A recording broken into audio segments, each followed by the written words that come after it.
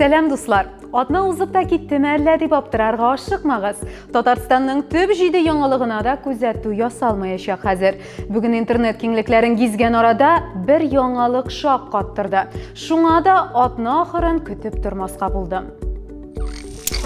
Угра елгасында кара каршы туру көнен билгели башларга тәкъдим ителә ул хәбәрдә.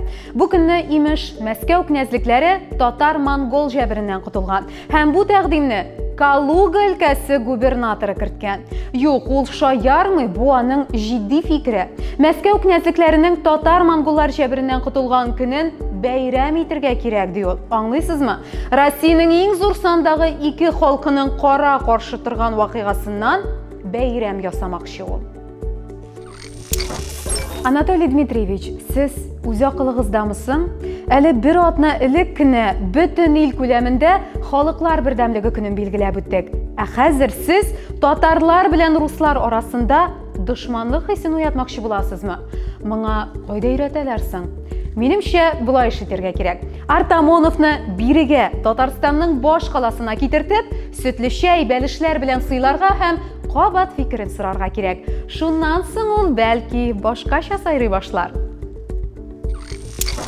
Мин үзем рус, татар, чуваш, мари, чечен, якут, бурятлар һәм башка халыкларның күп милләтле илебездә дус һәм тату яшәүләрен телим. Ә сезне, Анатолий Дмитриевич, җаваплылыкка тартырга кирәк.